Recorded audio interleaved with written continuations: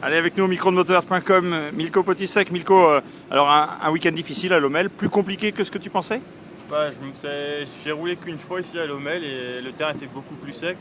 Donc je m'attendais vraiment pas à ce genre de sable et autant d'ornières, autant de trous cassants.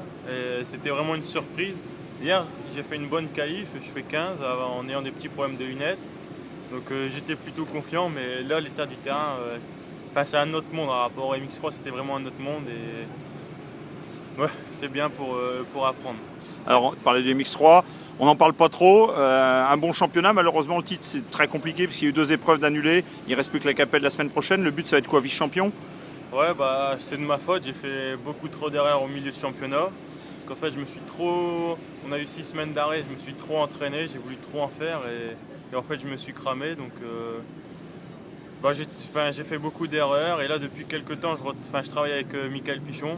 Donc là, j'apprends beaucoup de choses, autant sur la moto, autant physiquement et je commence à retrouver la forme. Donc, ça va être de bon augure pour la fin de saison. Alors, il y a la Capelle la semaine prochaine. Le but, ça va être quoi, d'essayer de gagner? Ouais, c'est sûr que j'aimerais bien gagner mon Grand Prix. Ouais, ça serait top. Bon, on était un petit peu en rodage parce que ça y est, c'est quasi officiel. L'année prochaine, tu rejoins le MX1, le Team HDI, Michael Pichon. Une super opportunité pour toi. Ouais, bah, c'est clair que là, c'était la chance que je pouvais avoir parce que Mika, bah, il a beaucoup à m'apprendre. J'ai rencontré les personnes d'HDI ce week-end et ils sont vraiment. Ça se voit que c'est une grande passion et qu'ils travaillent énormément pour. Donc, je suis excité d'être l'année prochaine. Ouais. Alors, c'est un aboutissement pour toi parce que tu as eu un parcours un peu atypique. Tu as été un peu dans les teams à l'étranger, tu as fait un peu de tout avant d'en arriver là.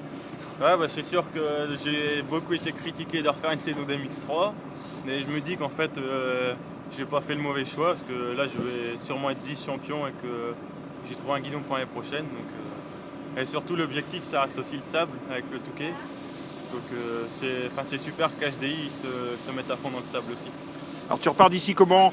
Un peu déçu, on peut imaginer, de la performance. Est-ce que tu considères les pilotes MX1 avec un autre regard par rapport à ce qu'ils font dans du sable comme Lommel? Bah, pas spécialement, parce que là, c'est vraiment moi qui l'ai eu dur. On va dire que les 20 premières minutes, ça allait. Et les 15 dernières, je roulais un peu en mode survie. Donc, non, je suis pas vraiment déçu. Je sais ce que j'ai encore à travailler. Et ça ira mieux de course en course. Pour être complet, on va dire que tu l'as su un peu tardivement et tu es venu un peu à l'arrache avec la moto du Touquet dans des conditions qui ne sont pas les mêmes conditions que les pilotes du MX1.